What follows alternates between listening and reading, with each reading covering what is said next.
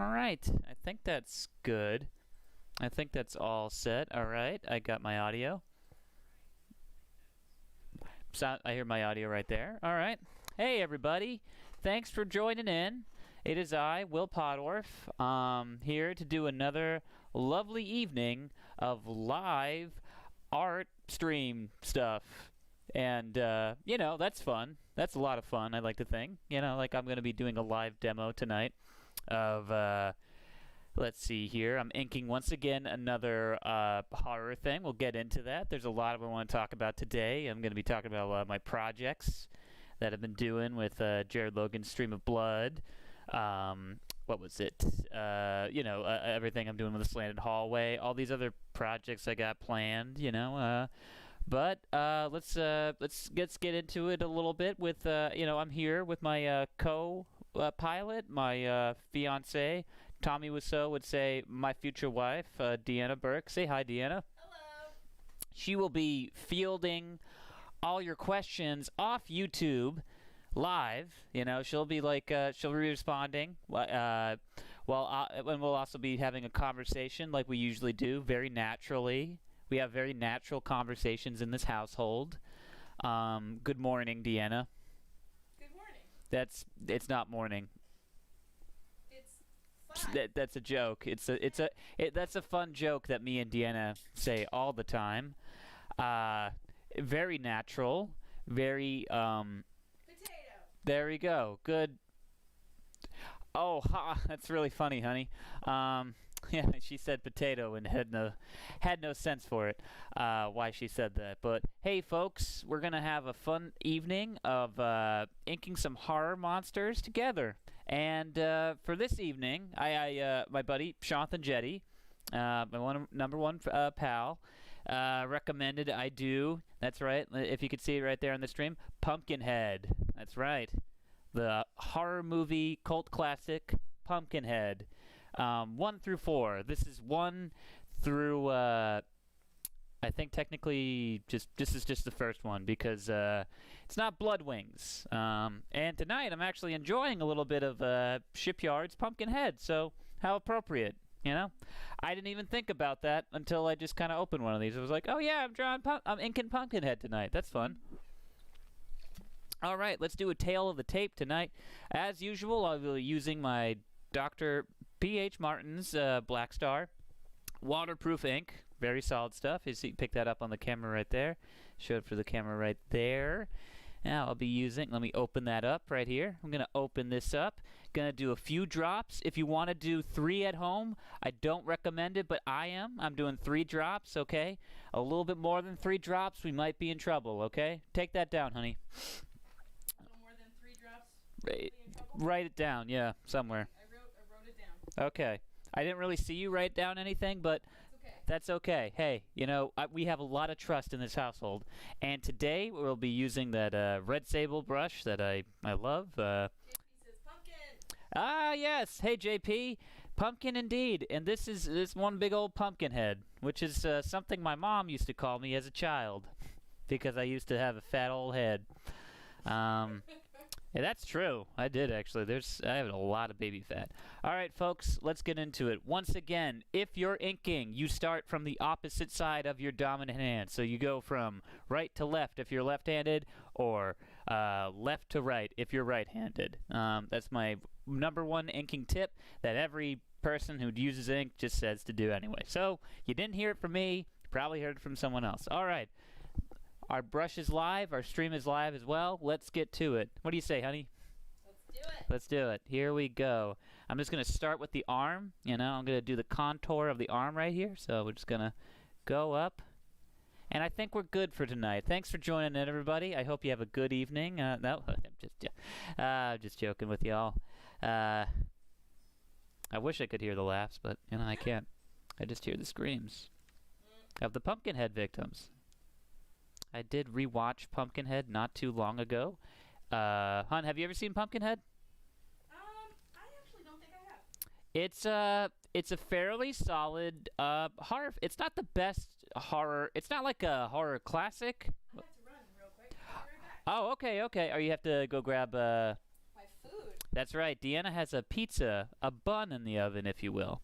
No. That's what we call a pizza, baby. All right. Yeah. Now I'm just kind of getting into that. I'm gonna go and do like the big swabs right here. Just kind of like get the nice big contour. Oh yeah. Just gonna really go ahead and get the big spots right there. And like, oh yeah. Oh, nothing like inking with just a nice brush, man. You get just the nice brush strokes right there. Not brush strokes. I mean brush strokes, folks. I am so sorry. I am like mad tired. Once again, it's like every time I do these streams, I really wish. I think I'm just getting older. I really do think it's that thing, and that does really make me sad. Where just like I used to have that, I could just work until the wee hours of the morning, and I would just draw and draw and draw and ink and all this stuff. Like I would get so many projects done in college, like just so many projects. I'd be like 1, 2, 3 projects done. Me and my buddy Corey Cleary, well Corey Charles now, he's married. What was it? We would stay up all night and watching Mystery Science Theater 3000. We'd get so many freaking projects done together. Tag teaming those projects. Project Bros, really. But oh man, yeah, it's starting to catch up to me, which is kind of a bummer. I don't know. I've also been experiencing a little bit of like artistic burnout. A little bit. There was one day where I think I even made a post about it where I just was like, I can't necessarily. I just feel burnt out. I can't really draw anything right now. I'm just like, ugh. I might as well just kind of. I don't know what to do. Blah blah blah. And I just kind of like I do that thing of like instead of being frustrated with what I'm doing, I just kind of what was it? I think it was Rick Barry too who pointed said to do this, which I was like, oh yeah, that's what you do. I just jumped media and just sort of was like, well, if I can't draw, I might as well be writing. You know, I might as well take the time to write. And my buddy Alex Williams came by, and we had a very solid writing sesh for the Slanted Hallway. Which, by the way, thank you to all the very nice words from the latest episode today that we just dropped. Actually, it was very nice. I did write this episode, and I did the artwork, and I did play a character in it. So it was very cool and encouraging to just everyone coming out and hearing the out of the woodwork, to hear everybody talk about how much they liked that episode. I was really touched. It really did mean a lot to me, actually. I don't know. That was like it's probably my favorite story I've ever written for the Slanted Hallway. It's up there next to like the Curse of Agnes Mayer Scotch. Yeah, there we go. Just kind of defining that form now, doing that little thing. But man, I have just been doing so much artwork lately. It has just been kind of like a nonstop. Like I'm so thrilled, honestly, to be working with Jared Logan on Stream of Blood. That's been a wild ass ride, to say the least. Oh my god, all the stuff that they have planned and they're asking me to do for them. I can't give anything away, but no, Jared has some pretty cool projects ahead, and yeah, that's been a lot of fun, man. It's been kind of like a real surreal thing too. All considering, well, I used to like. I don't know. This is where like reality gets a little weird for me, where it's like that thing of like I used to listen to Jared Logan and watch him like on YouTube throughout college and stuff, and then like I listened to his podcast for a number of years, Secret Masters, and it what was it? It was one of those things like, oh, I'll never meet this guy, or I'll never. It's one of those weird things where it's just like, oh yeah, never say never. You know what I mean? Just like the James Bond film, Never Say Never Again, which competed the same year with another James Bond film called Octopussy, which. I have something for you. Oh, you do. JP says, I forgot you were left-handed. Yeah. Wait. Oh, I know. Sorry. Like, I thought you were starting. Let me finish. Oh, okay. I thought you were starting on the wrong side. Oh, really? Well, that's the thing. I'm trying to think who else I know who's left-handed, actually. But, Yeah, no, I've been left-handed for a while. I'm a little ambidextrous because I like to throw with my right hand. Is that weird? I don't know. I am too a little bit. Yeah. Not a ton. It's that weird thing of like when I bowl, I think I use my right hand like that. That feels right when I'm bowling. You know what I mean? Yeah. I can't see you because I'm faced the other way, but I'm trying to do both hands and just feel like the motion and stuff, like kind of like what feels more right. well, yeah. I think it's the right when I'm. Whenever I do. Do you see that? I can see it now. You can see it. Okay. Whenever I do pottery, that I kind of I spin backwards. You spin backwards. Yeah. Huh. Well, that's allowed, I think. Oh yeah, I'm just gonna. I had a lot of ink on the brush right there, so I just gotta get it off. I think on this one too, I really want to do because I started to do a moon, but I did a moon on the last one with the prophecy bear.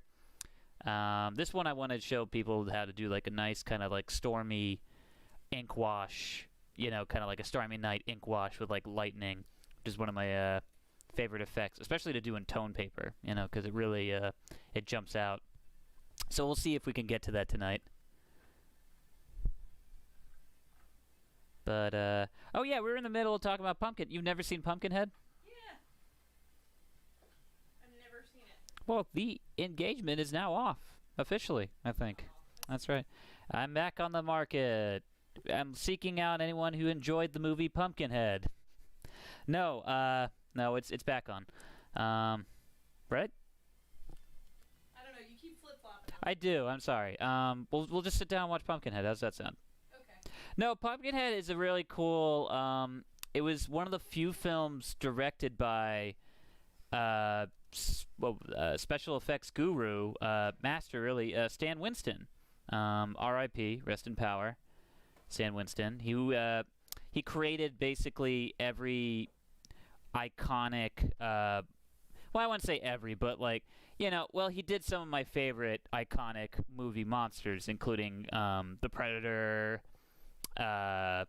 He did the Alien Queen from Aliens. Do you remember that, hun? Did he? Yeah, he did. He did. Yeah. Well, that's the thing. He was a camera. He worked with James Cameron like a lot.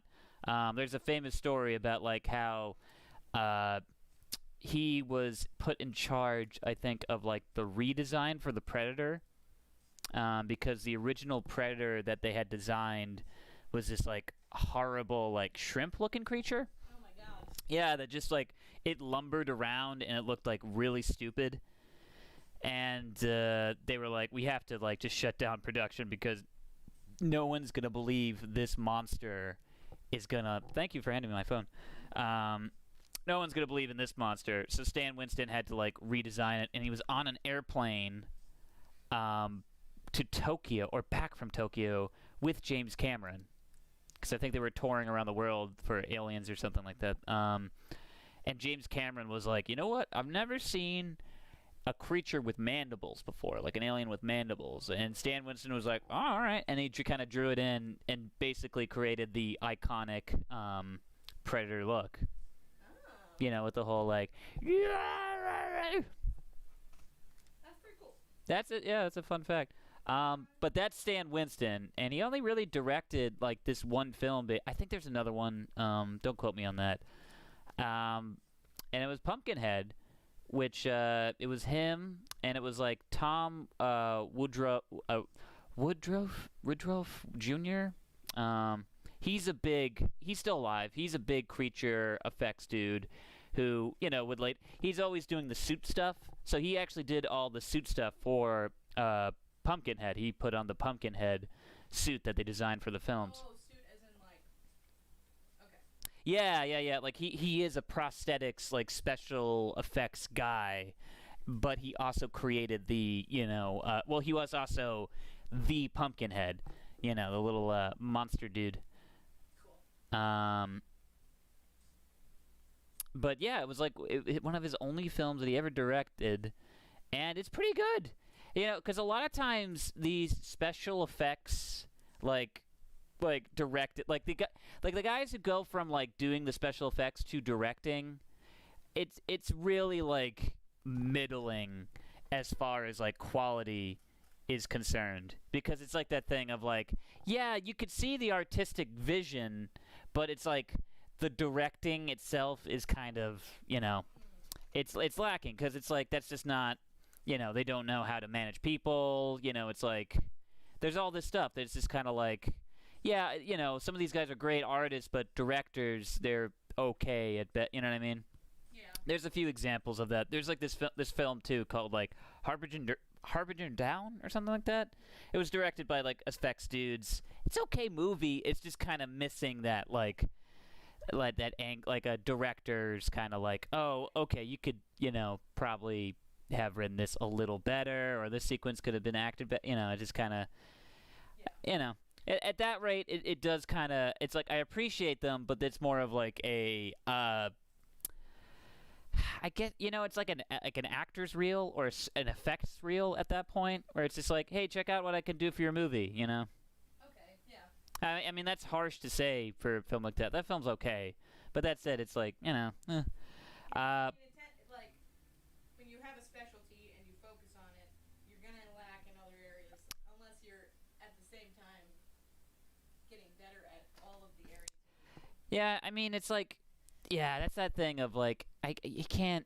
Some people are a jack of all trades. What was it? William Stout, who I honestly, God, I want his career. I desperately want his career so badly.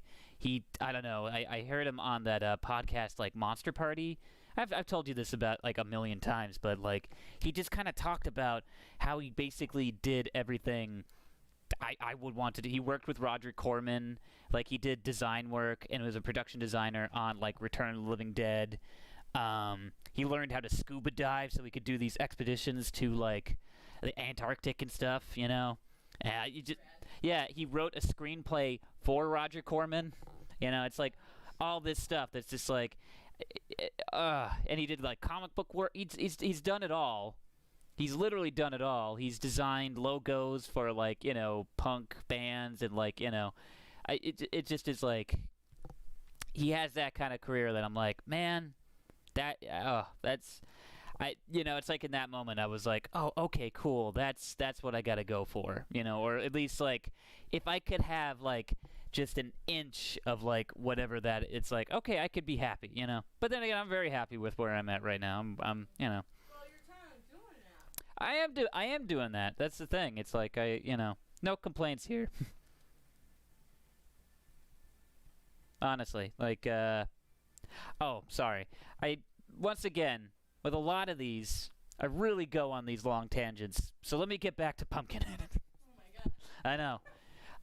Pumpkinhead is a fairly solid directly movie by Stan Winston, actually, with a very kind of somber. For what it's worth, for a creature feature, it's got a very somber, kind of dark plot to it that you wouldn't expect for one of the. You know what I mean? It's kind of like it is about It's almost like that like Pet Sematary thing, like the darkness of a man's heart kind of thing, where it's like how vengeance can affect you and turn you into a monster. It's kind of very beautiful and poetic in that way, where it's like told in the where it's like vengeance literally takes the form of this Pumpkinhead monster, and it's like the main character slowly becomes the Pumpkinhead it's kind of cool. I don't know. Yeah.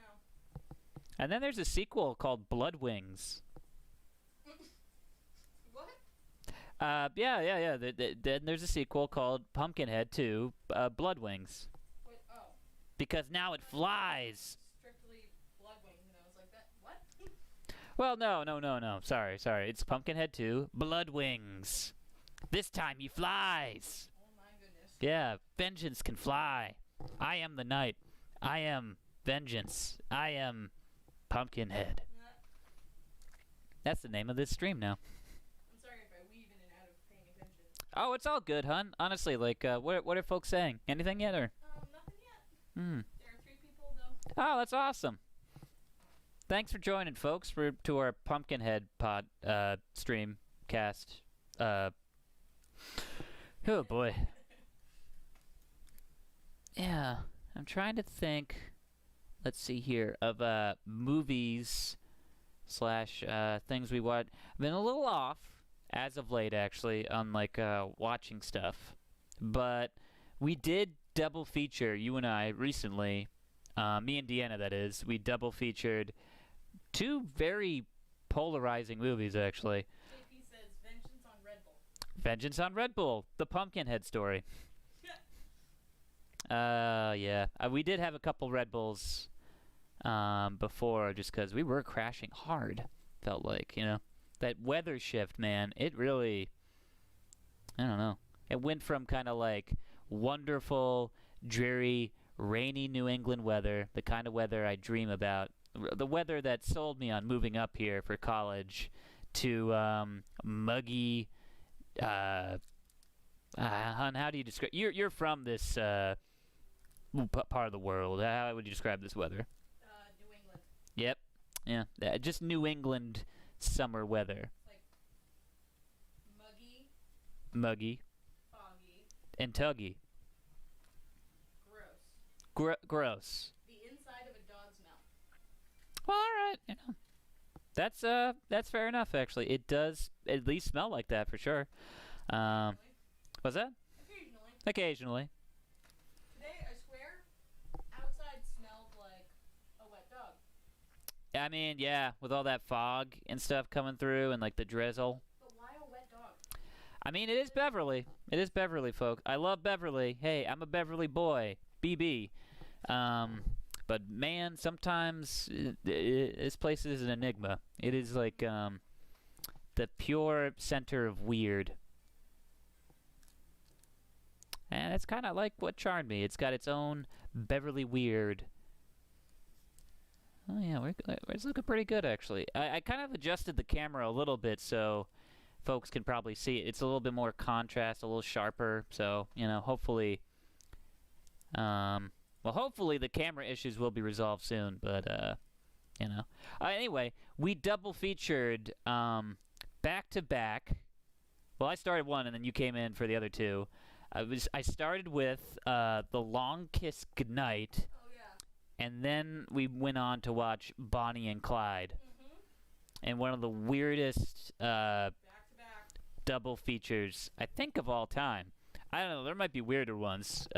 In the chats, leave a double feature that you've done that's weirder, tonally wise. Because this was like kind of whiplash, but... It was, I mean, less for me, just because I wasn't there for the first beginning of it. But there were too many explosions at the end. I mean, too many for the back-to-back. Oh, I mean, like, you go from, Let me be clear, there are not too many explosions. in Bonnie and Clyde. There's no explosions in Bonnie and Clyde. Yeah.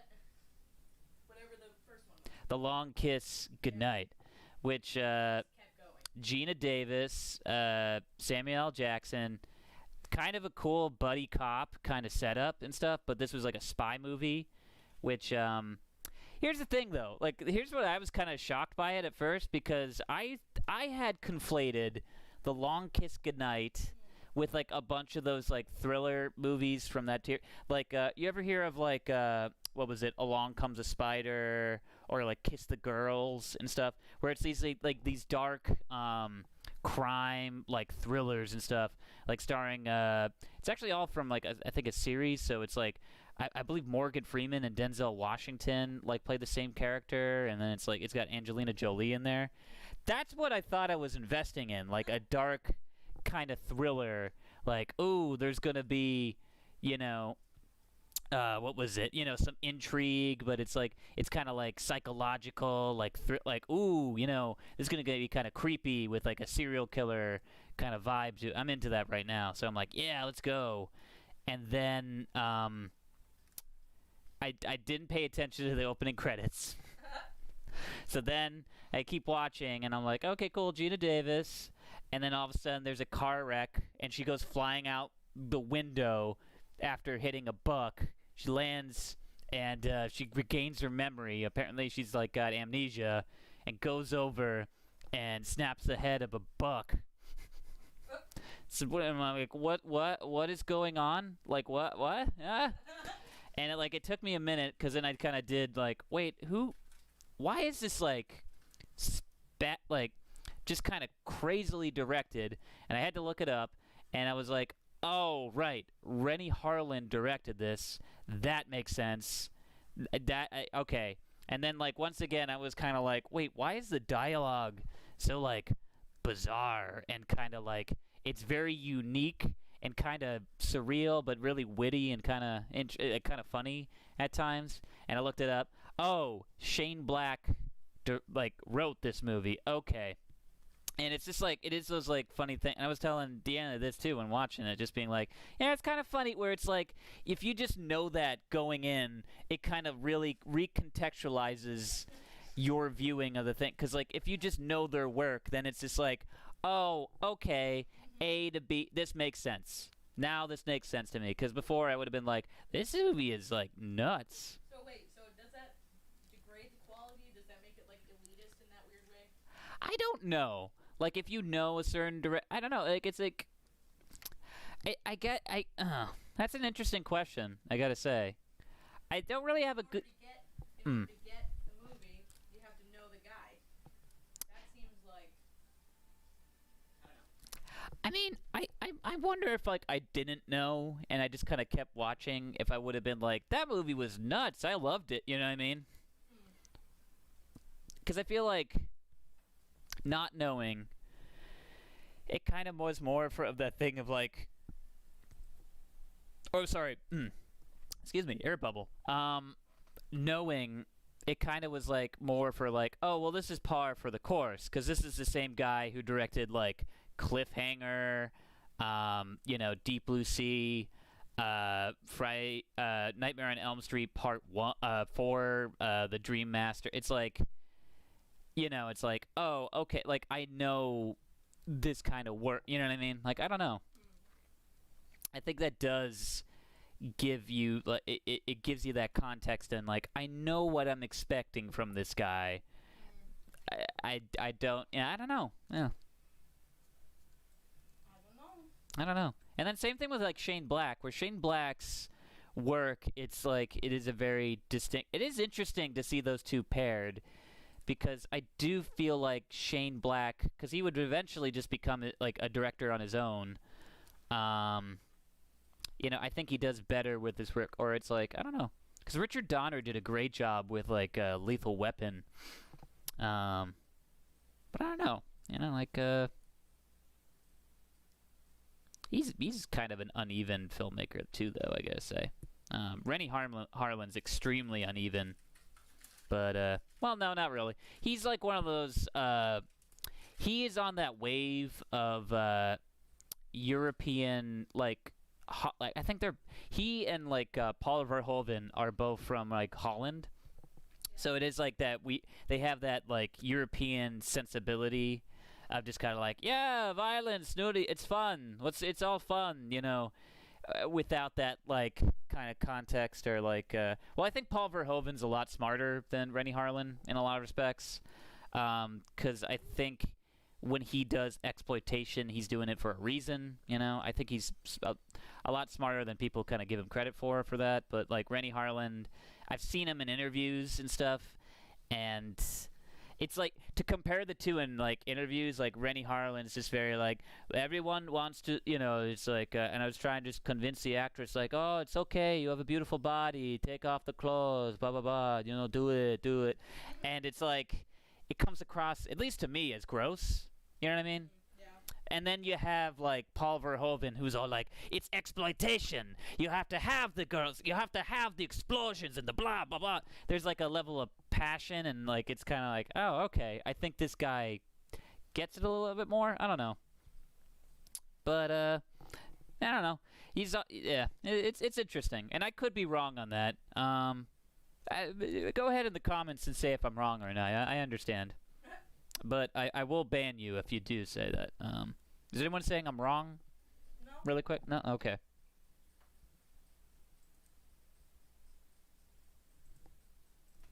Gotta love the fingers. But yeah, no, I think like getting back to like The Long Kiss Goodnight. The Long Kiss Goodnight. I thought it was a pretty solid, like, spy thriller, if not kind of insane and sort of stupid in spots, like a Rennie Harlan film, like a Deep Blue Sea, you know? So it's like, but then it had, like, the funny dialogue and wit that was really brought to life by, like, Gina Davis and Samuel Jackson. Samuel Jackson was, like, so likable in that film, too. It's, like, it is funny where, like, I think it's, like, that's 96, so it's, like, 2 years after he's like, what was it, one of the biggest badasses in cinema history as Jules in, like, Pulp Fiction, to go from that to this kind of dorky dude who's just kind of, like, along the ride, like, oh man, Gina Davis, you're insane. And she's like, yeah, I am. And it was kind of cool to see Gina Davis, like, kicking ass, so, you know. Yeah, it's just weird because they all die, like, 3 times. Yeah, they should have died, like, They all 5 times. in the beginning, but then we would have their movie. And spoilers, everybody, for a movie that I think 3 people might watch. How many people are on the stream right now? 3. You 3 people might watch it. Spoilers. There's an explosion that completely destroys Canada. Or, sorry, at least the Canadian border gets decimated in an explosion, which I just tell you right now, folks, if you think you can outdrive an explosion, I guess you can in a sedan. Oh. True story. I don't know. That explosion was like wild, man. I couldn't believe what it was, and it just kept going. You know what I mean? That was like one of those ones where it's like, okay, I get it. It blows up and they kind of drive away, but it just kept exploding. It really did. It just kept exploding. It just kept exploding, and it just was like, oh my god, is the movie over now? Because it just kept going, and then it was like, oh yeah. Well, in the same shot too. So like you're like, Okay. this explosion is really big. I can't believe it got that big, and then it continues. It just kept getting bigger. And then you're like, oh my god, it's getting bigger. And then as you say, oh my god, it's getting bigger, it gets bigger again. You're just like, oh, and like, oh, okay, so they've driven away from it. No, the explosion is just coming for them. It just keeps coming and then it ends. And then Larry King makes it a cameo appearance, and you're like, oh, all right, cool. But yeah, that's Long Kiss Goodnight. Do you recommend or no? Well, I only saw half of it. All right, do you recommend that half then? I mean, it's fun. It's not a thinking movie. Yeah, it's dumb fun. Will Bob says, check it out. Will Bob Briggs says, check it out. And then we watched Bonnie and Clyde, the 1967 classic, which quality was markedly different from The Long Kiss Goodnight for some reason. I don't know why, but it just kind of like, there was all of a sudden like a leap in like, oh wow, this is well directed. So you don't know why that happened? I don't know why. It just was a weird like, oh wow, yeah. Totally know why. This weird thing about a classic movie. It's just kind of, yeah. No, it's funny because that was also my first time watching it, admittedly. And I kind of loved it. I don't know. I really did. I remember like I had read that book I told you about, Easy Riders, Raging Bulls, which is about the rise of New Hollywood and stuff. And the first couple of chapters are just about the making of that movie and how big of a paradigm like it blew the doors off like Hollywood. They were like, oh my god, what is this, you know? Because they had never seen anything like it, apparently, because it was so violent and sexual for that time period that they were like, oh my god. Yeah, that's true. And There was some pretty decent, decently horrific moments in that movie. yeah, I mean, like when that guy got shot in the face, like in the during that bank heist and stuff, it was kind of like, oh wow. I mean, because you. Pretty realistic just because of how subtle it was. It was bloody, and the blood was bright red, but it was just, it was kind of gross. I mean, I think it's like the thing that I heard And like leading up to watching that film too was the thing of the very ending. It apparent like it had that quote unquote iconic gun scene where Bonnie and Clyde get gunned down by the police and stuff. And I had heard about that from the book. And that, it's funny because like I've definitely seen more horrific gun violence in general, but that was, it was pretty. I could imagine, like, I had to put myself in the shoes of like an audience at that time, and it was nuts. It was actually like, oh my god, because it was fairly realistic. Like the squibs and stuff looked pretty good. They had some good squib work. Yeah, like I said, I mean, like, violence doesn't have to be over the top. It can be very subtle and Yeah. effective. And they played it very real, I gotta say.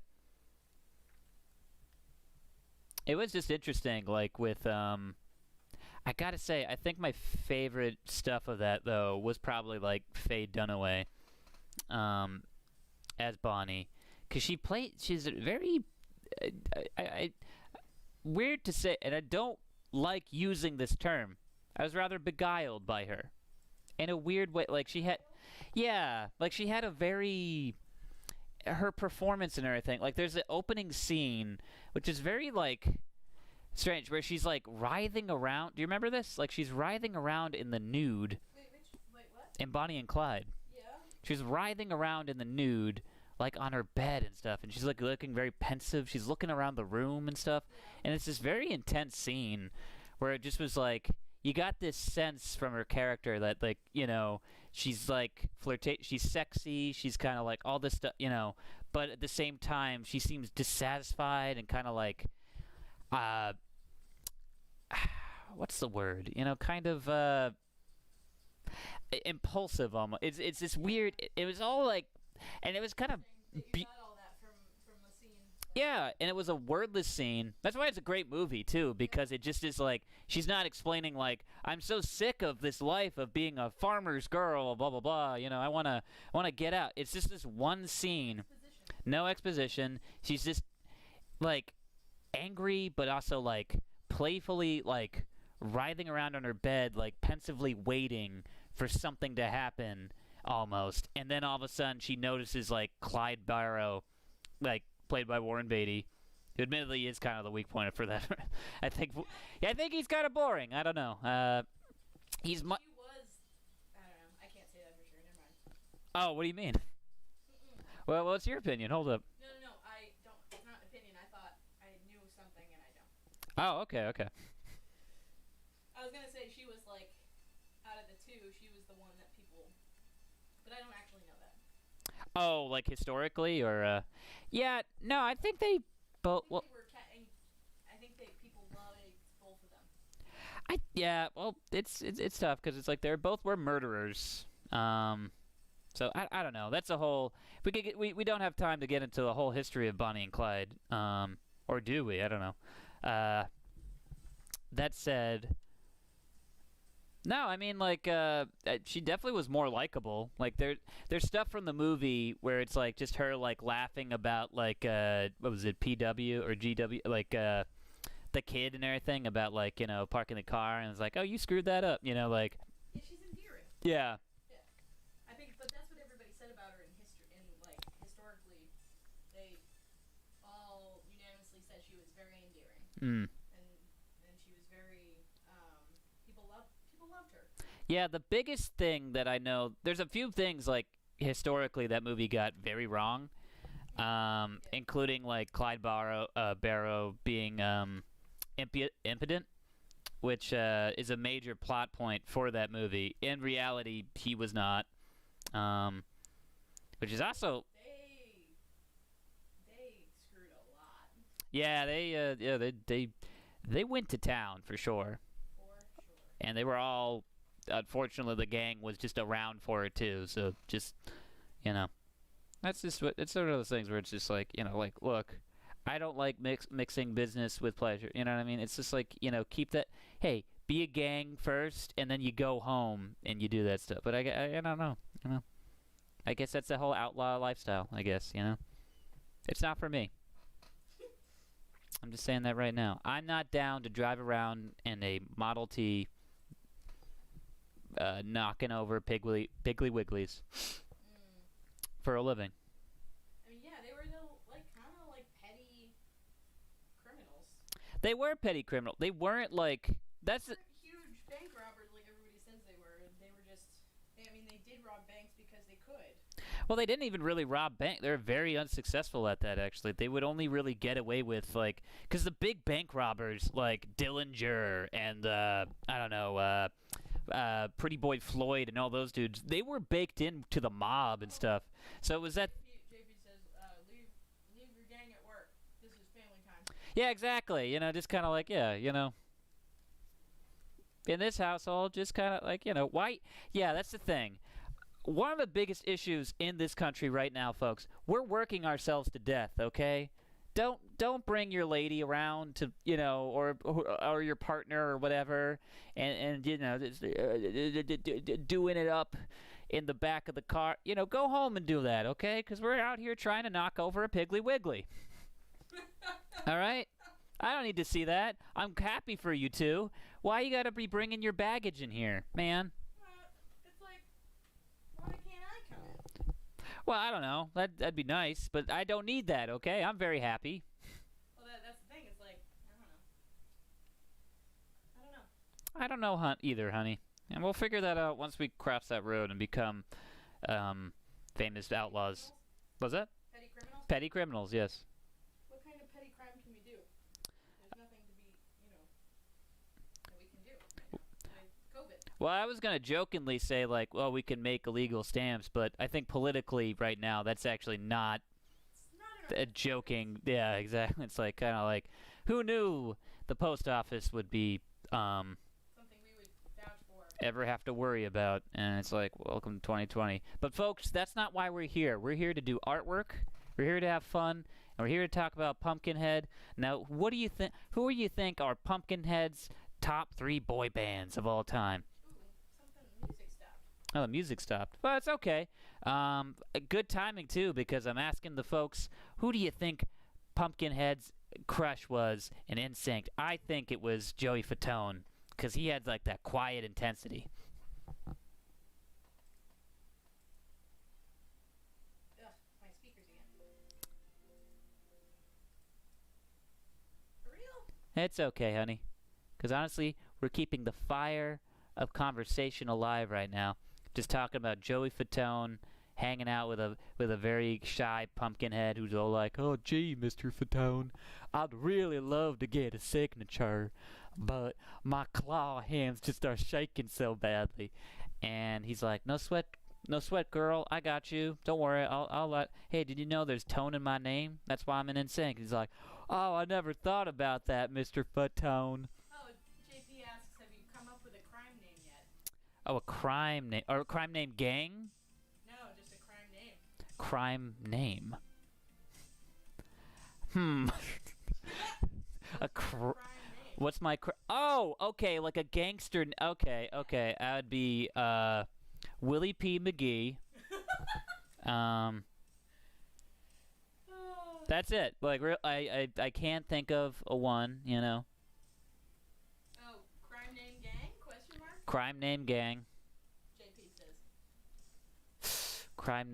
The name of our gang. Well, usually you kind of name it like, you know, it's like the Barrow Gang or like, you know, Pickle Boys. the Pickle Boys. There you go. Oh man, we'll put you over the barrel. Oh, JP says, like, what are you and Deanna calling yourselves as you're holding up banks? Oh, I guess the Pickle People because you're a woman. Well, because we can't be the Pickle Boys. You know what I mean? Like, I want to be a pickle boy. all right, fine, you'll be a Pickle Boy. All right. What's wrong with me saying I want to be pickle boy? Nothing wrong with that. We're the Pickle Boys. Hey, everybody, empty those cash registers and don't make a fuss because the Pickle Boys, we sour. And then I shoot my Tommy gun off and I'm like, yeah, Pickles at people? Because I hear... No, we leave a pickle. We leave a jar of pickles, you know. I hear at high speeds, pickles can really hurt people. Anything at high speeds can hurt people, Deanna. That's, you know. That was a news article. Oh, JP says, you messed with pickle boys boys for the last time. That's right. And then they get. Spell pickle boys with a B-O-I. Oh, I dig it. I dig it. That's good branding. That's just the problem with a lot of gangs have improper branding, you know? Yeah, if you got bad branding on anything. Yeah, you get bad branding. It's just like, yeah, you're never going to make it in the crime industry, okay? You know? Well, you're never gonna make it anyway. Who's going to remember the, you know, what's let's see here, a bad branded criminal. Now I'm just thinking about a bunch of serial killers, and I'm like, no, I'm not getting into that. We're supposed to be happy right now. We're in a good place. We're drawing Pumpkinhead, who's a lovely monster of vengeance, you know? Lovely monster of vengeance. He's a lovely monster of vengeance. He's got a big old pumpkin head. I have some kinship with him. I actually might switch brushes now, because there's some, like, little details that, admittedly, I'm trying to get that I'm just, like, kind of messing up on now. Admittedly, yeah, there's a lot you could do with this bad boy, but, like, you know, for some of these nitty-gritty details, like in the skull you see over here, pick that up right there. Look at that. I really want to get into that, so let me just kind of, gonna have to just use the rest of this ink off here. You know what? I'll do it on the tail here. But God, man, the control on this brush, just to bring it back to art for 5 seconds. Because apparently this is an art stream, you know.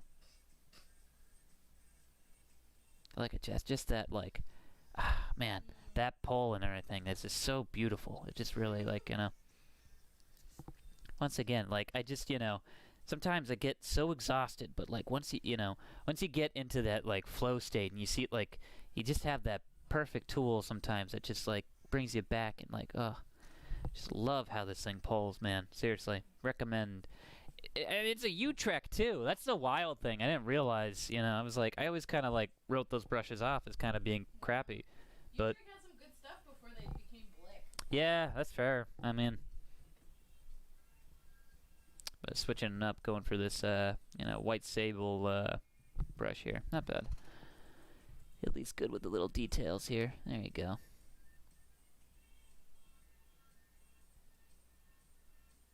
The pickle boys are in town. Everybody hold your trousers up, because the pickle boys are coming to bring them down. We're one of those kind of gangs. That's what your creature's saying right now. Oh, the Pumpkinhead? Yeah. Pumpkinhead's part of the pickle gang. He's in the car. Because he's unfortunately, he does not... He does not blend in with polite society. You know, it's like, sorry, you kind of stand out like a sore thumb here in Galveston, Mr. Pumpkinhead. And he's all like, yeah. Because that's the sound he makes in the movie. He does a lot of, like, he's preceded by the sound of cicadas hissing. And then he's like, yeah.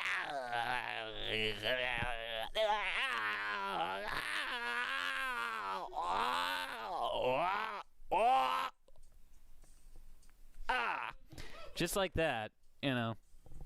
Thank you. Oh, there's the clapping. There's a clap. Oh, yes. And scene. Now, when I took on the role of Pumpkinhead, a lot of things were going through my head and everything. I was trying to think, like, he's not just a head, okay? Because it's like, I can get into that head. It's a huge head. You can just crack that open and stuff. The really thing was, like, what's behind the pumpkin?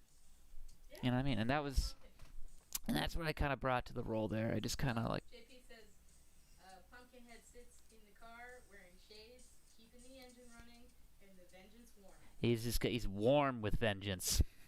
Sometimes Pumpkinhead gets tired, so he can't be hot with vengeance all the time. So he's just warm with a seething vengeance, you know. Warm. Just warm with vengeance, just like. So that's just kind of like him, like.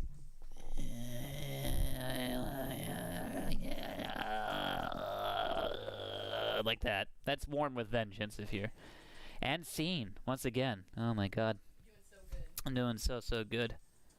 Yeah. Been doing pretty good lately, actually. I did my, bring it back to, what was it? The book that reads you, the newest Slanted Hallway that came out. I used a lot of my acting chops on that one, as the what was it? I already forget my character's name, but it was a fairly forgettable name. It was like Milton something. Oh, JP, applause. Oh, thank you. Yeah.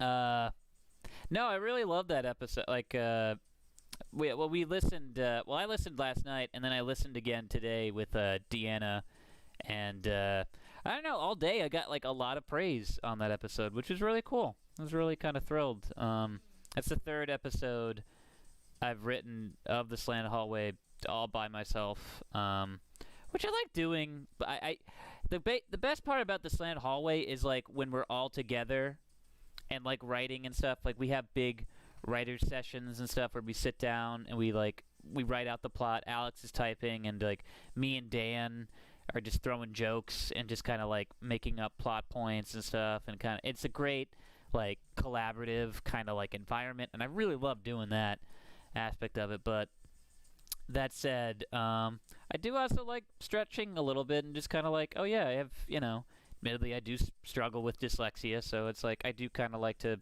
push myself and be like, I want to write a script by myself. Like, I know Dan's done it a few times. Alex has written a few scripts by himself, and I was like, oh well, I want to give it a shot. And thankfully I've got 3 down that like a lot of people liked, which I was pretty happy about.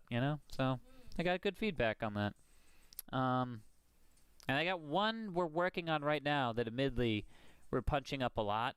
But I'm not gonna give away the title.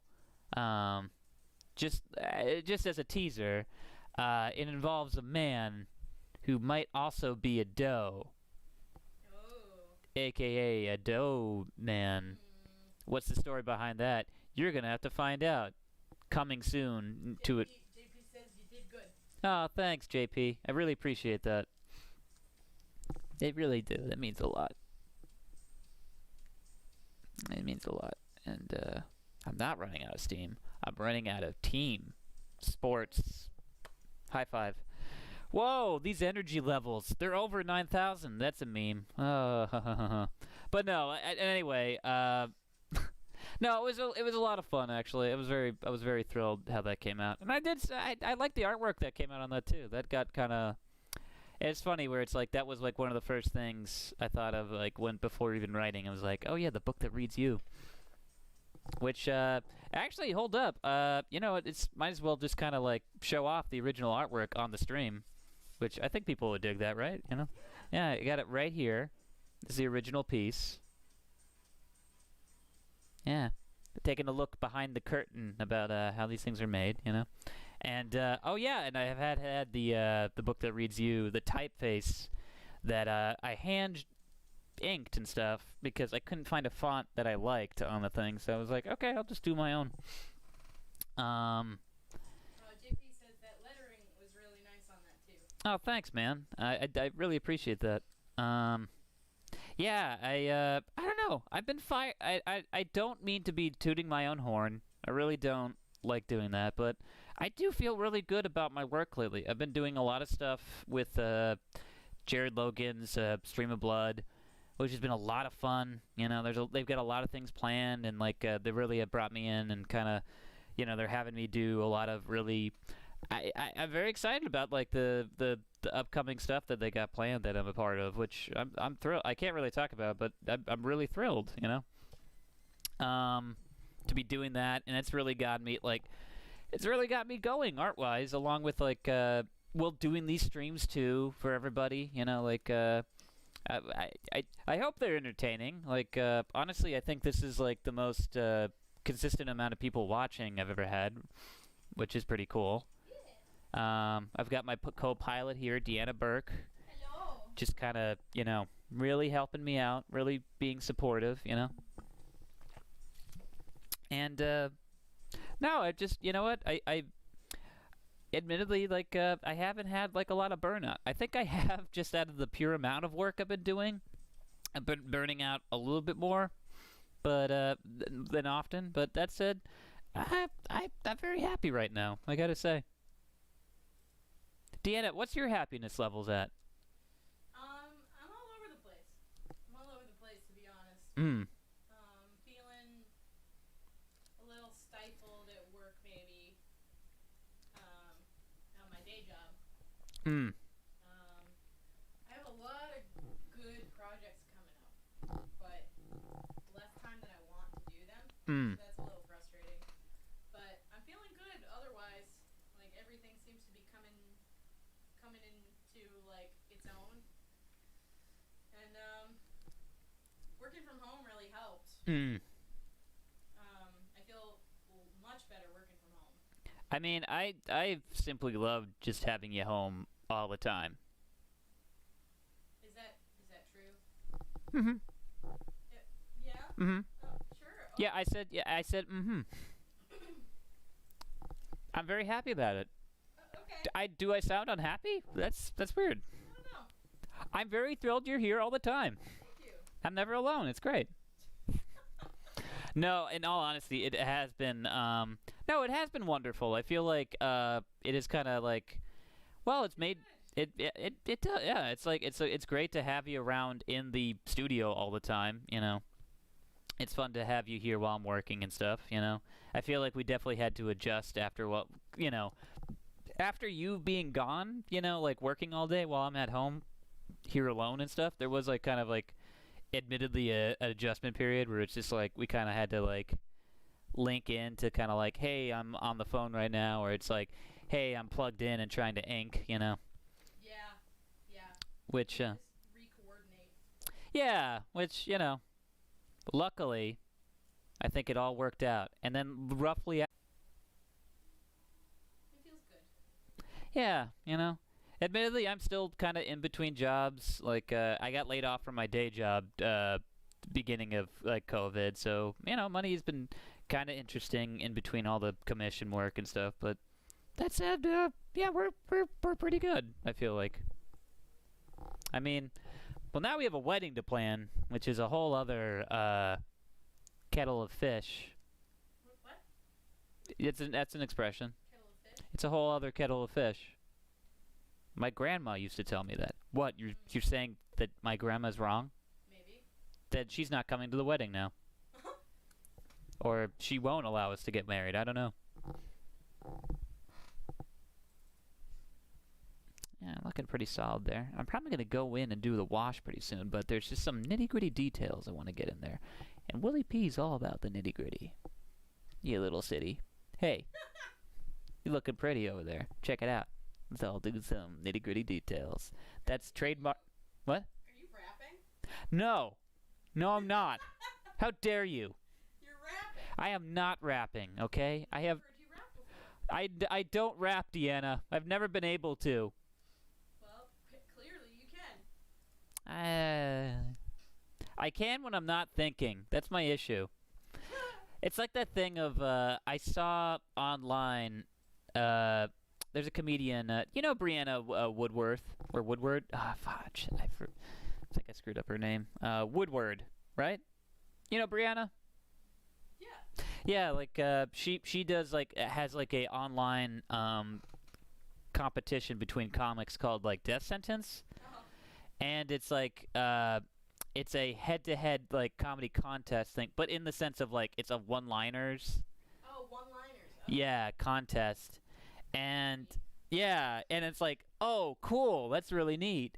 And I thought about it, and it like terrified me because I'm like, I am terrible at one-liners.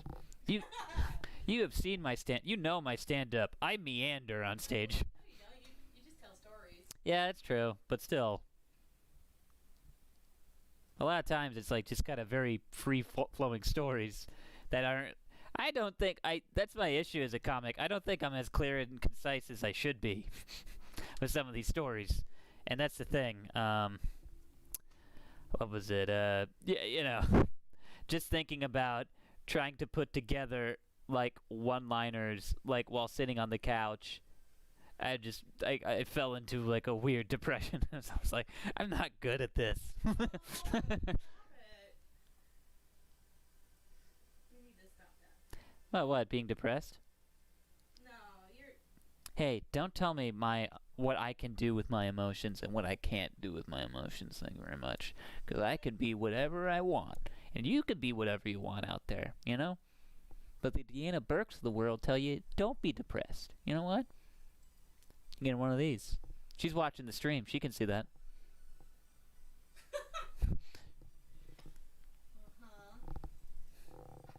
But, nah, I wasn't really depressed. But you know what I mean? Like, it just was like, oh, man, this is... I get anxiety thinking about, like, what's a good one-liner? Don't get anxiety over that.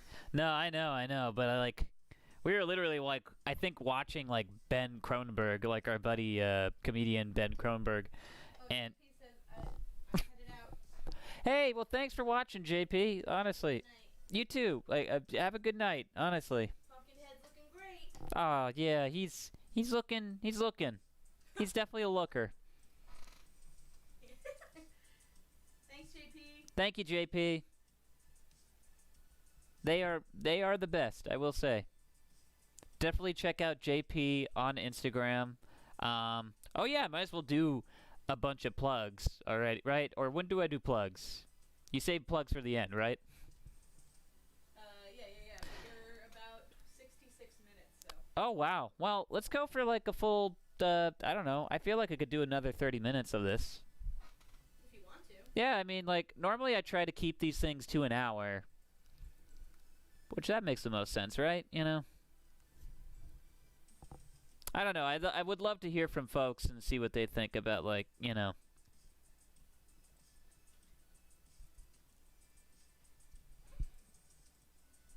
That's looking pretty solid, I gotta say. But yeah, no, I'd love to hear from folks and, like, you know, see if, like, if they would like to see me go longer. Because sometimes I really just don't have the energy to kind of, like, you know, do the full hour / you know. You're losing steam right now? Yeah. All right. Do you mind if we go for another, let's say, 20 minutes? Do you think you got it in you, hun? You already asked that question. No, I said 30. You said 20. I said 30. I don't know. Bring it back to the tape. Folks, we're having an on-stream argument. Okay, who's Team Deanna? Who's Team Willie P?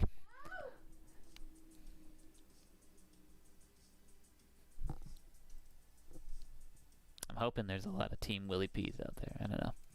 Would you? I'm just gonna go ahead and in the comments. Would you like to own a T-shirt that says "Me Willie P for life"? What? Me Willie P for life. You know, like that's that's how people will know you're part of Team Willie P for life.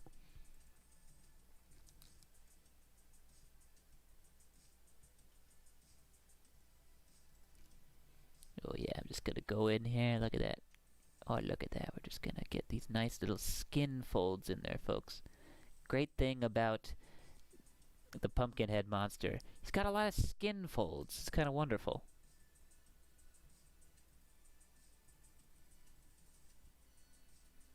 Yeah, do a little dry brush here. Yeah, just get kind of like a tone and stuff like there. Really kind of creating the shape of the, you know, we're just kind of building up, you know, the layers of, you know, vitriol, you know, like the form and stuff. Look at that form. Oh my goodness. Oh, it's so beautiful. Honey, what's your favorite thing about creating form with ink and like line? Form? Yeah. My favorite thing? Yeah. You know what? Actually, sorry. Walk that back. What's your favorite form? I prefer the pupa, but, you know, that's just me. I also like a chrysalis. I always like, but I like shouting at people sometimes. Fool, this isn't even my final form. You know what I mean? And then I transform into, like, a more powerful version of myself. At least that's what I wish would happen, but then those neighborhood kids just come over and beat me up. Yeah. Do they? Especially Cody.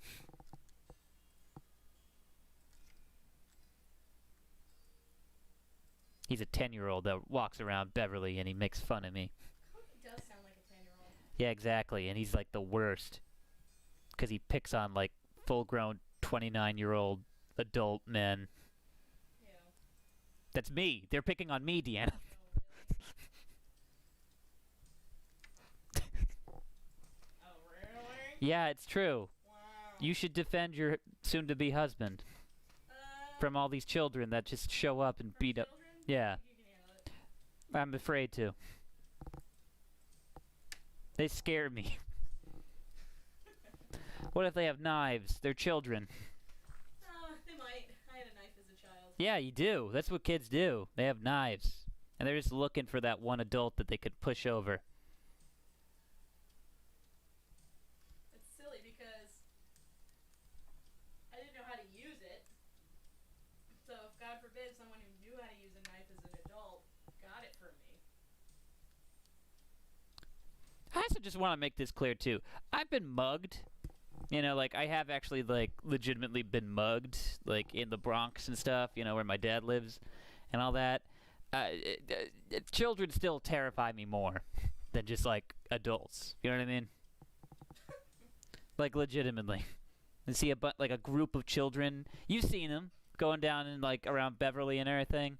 Because, you know, especially now, there's just, like, whole just groups of, like, vagrant children just kind of wandering around Beverly looking for people like me, and I look out the window and I'm like, ugh.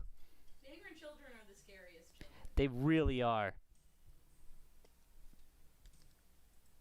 And they all ride around on their bikes and stuff, and it's just like, you know, oh no. And they call each other, like, dickhead in public. Yeah. Very loud.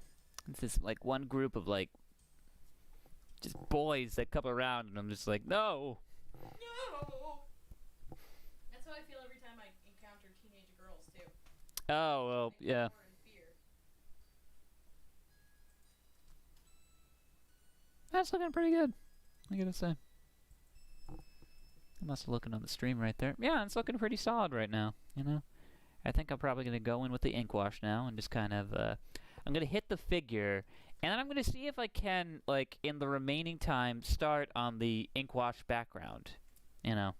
And then, I don't know. We'll see. We'll see from there. Just need a little, ooh. I always have to, like, I'm like, always get so parched on this sort of thing, you know? Well, mainly just because, I know. So, answered my own question, really. Oh, honey, I don't think this is public domain. It's in the copyright public. Is it? Yeah.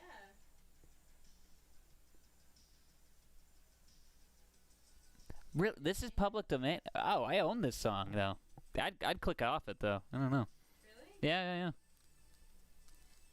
So I wonder if this is like, I hope that's public domain. Oh, man. I don't know. Oh, man. Let me see if I can water this down a little bit more.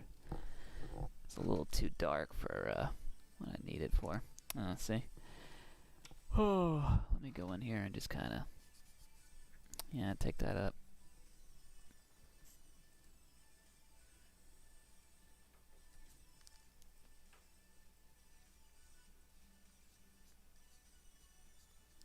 There you go. Yeah, started on the wash right here, just kind of filling out the little spots. There you go. And then just kind of leaving the tone of the paper, kind of as the highlights. Or the mid-tone, that is. That's the great thing about using tone paper. If you're inking at home with me, which, I hope people are doing art while I'm doing this. Do you think they are? Yeah. I'd like to think they are. I'd like to think so, too. I hope everyone's either working on something or, you know, just kind of like, well, it'd be cool if we got people, like, inking what I'm inking right now, you know? Or attempting to, at least. Like I'm attempting to. But I don't know, like, I hope people are, like, inking along, and hopefully you get something out of, like, watching me do this. Probably not. There's a big, I'm suspecting there's I'm sorry. I'm just saying, like, I hope you have the same enjoyment, like, that, you know, I used to get when we would have art parties in college, when it was like we have a big assignment, let's all hang out, throw on a movie, have a few drinks, and like just draw and just kind of like get this big assignment done that's like due in the next couple of days. Because we were good students, we would do the homework, days before and have it ready, and like so we could do edits. We were good little boys back then, good little students. I was a good little boy. At college, that is. High school, I was a bad little boy.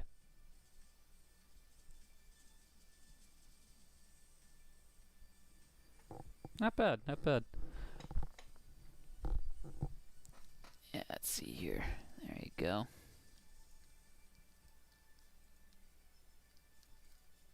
I'm digging this, though. I really am. I like Pumpkinhead's design. There's actually I was kind of like ragging on it with William not too long ago, but I'm digging it more and more. I look at it now. There you go. I love these ink washes, especially with this tone paper, man. It's just like, because this is a mixed media tone. If you got the Strathmore mixed media, like gray tone paper, this thing just absorbs the water. It is like beautiful stuff. I love this thing. Oh my goodness.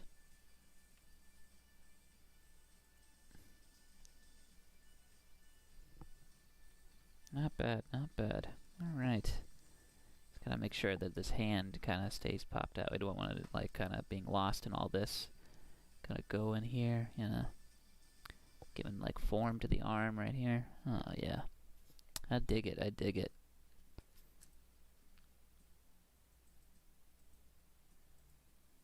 Yeah, there it is. Look at that mouth. Oh yeah. Want to go in there at a certain point after this is all done and kind of give those little highlights and stuff, like the juiciness of like, cause this thing, very slimy, if I remember right from the film. Oh yeah. And that's the thing, like, I like to like, take the and especially when it's like kind of running out of ink right here, it's like that's when you can use the dry brush of it and just kind of like create some nice texture and stuff with that. You just take the end of it and just kind of do that, which is nice. Yeah.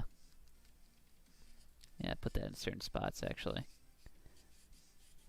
Yeah, see that gives it that nice bit of texture that kind of like a lot of people I appreciate to see, because it gives it, that sort of edge. Oh, I made a little mistake there, but it's okay because we're going to do an ink wash, and then you won't even see that, basically.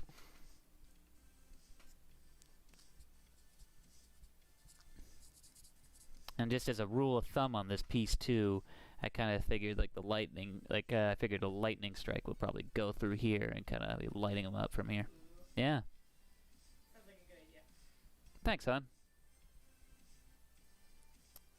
Oh man, trying to think of, because I think between me and Deanna, officially we are like running out of steam now. Do you think?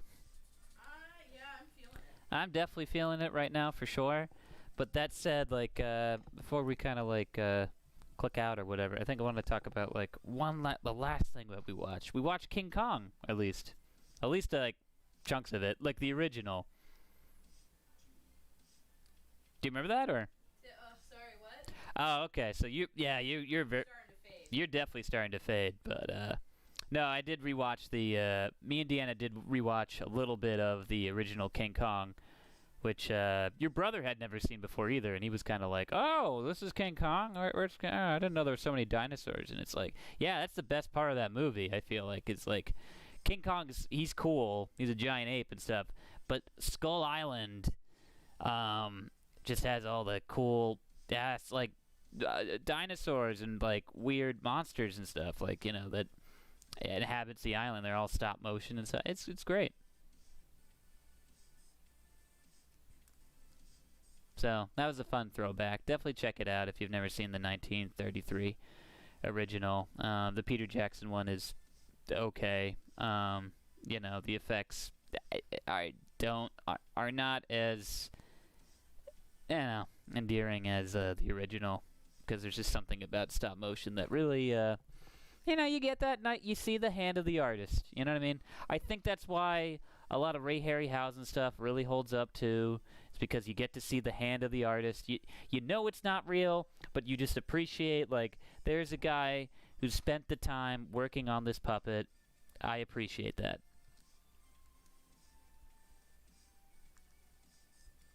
And that's the whole point too of like doing these like I said, like these texture spots in her, you know, just kind of taking the dry brush approach on it and kind of creating that texture, because I think people do appreciate to like see the hand of the artist. And as you can see on the camera right there, you could see that nice little bit of dry brush. Once again, I'm sorry about how the camera kind of I'm gonna figure out actually, because I am starting to get a little bit frustrated with like the quality of you know, because there's definite details that you're probably missing here on the stream.